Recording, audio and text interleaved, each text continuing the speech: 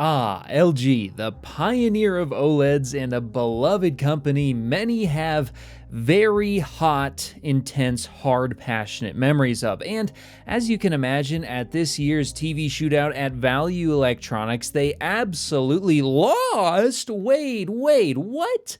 That can't be right. LG OLED monitors and TVs are widely held as excellent. How could LG not take the crown in 2024? Okay, well, surely they took what? They didn't even take second place and lost to an OLED with a matte finish?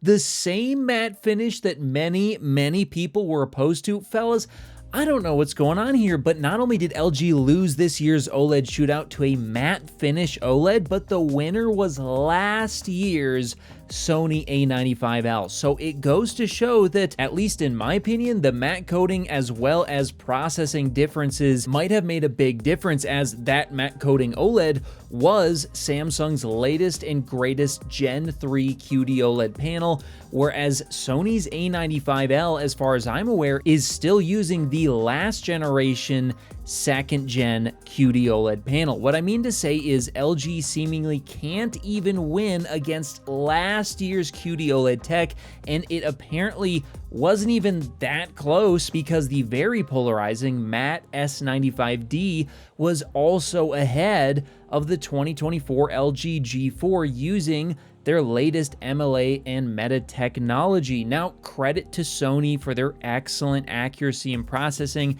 and hey, if you want to pick up an A95L, I'll have an affiliate link in the description because apparently it is once again the best TV according to most. But this news also has me concerned for LG. Now, personally, after reviewing the S90C and S95C from last year and this year's LG G4, I would choose the G4, so I'm a bit surprised the G4 wasn't closer to the Sony A95L, or heck, didn't win it.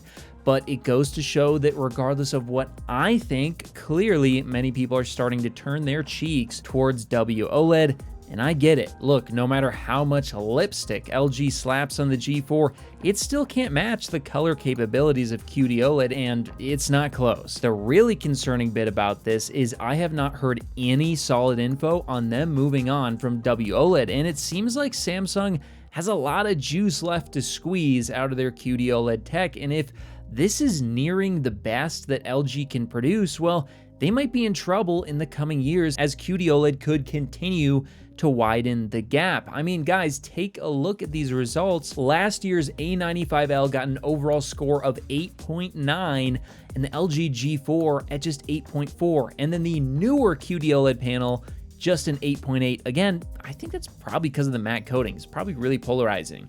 But in any case, now personally, I do think LG has some major strengths, such as excellent out-of-the-box accuracy, a great user experience, no major issues with ambient light turning the screen purple, which is a huge problem for QD-OLED. But if professionals and consumers prefer the color of QD-OLED, as well as, in my opinion, the superior panel uniformity, then LG needs to make a change, and fast. There have been some rumors about an alleged RGB OLED possibly coming out in the next couple of years, and if I were LG, I would jump on that fast. But again, I've yet to hear anything solid about this, and personally, I've been hearing a lot of sentiment from both monitor and TV buyers recently that they would prefer QD-OLED over WOLED, so really LG has got to shit or get off the pot, because if they don't, well, take a look at a company like Intel to see what long-term effects years of small improvements can do, even many years after they've started correcting course. Because once a serious competitor pushes the boundaries of performance, well, I hope LG has their brown pants in hand. Or, you know, they could just move on to RGB OLED or scale up tandem OLED or some similar technology soon, and I could just be a raving lunatic. But regardless of what the truth is, be sure to get subscribed for everything display here on the Display Guy. Whether you're looking to connect a new console, gaming PC, or just need a fast and reliable HDMI cable to connect over long distances, Rupro has you covered with their certified 8K HDMI 2.1 fiber optic cable, available in sizes of up to 50 feet and can deliver a perfect full 48 gigabits per second connection over distances other cables could only dream of reaching. And with 48 gigabits per second of bandwidth, it can easily drive 8K 60 FPS or 4K 144 FPS 10-bit HDR video through its ultra-thin, flexible, and durable housing, and it even supports ER. So if you're in the market for a cable that can drive a beautiful new TV or monitor, be sure to check out Rupro on Amazon today.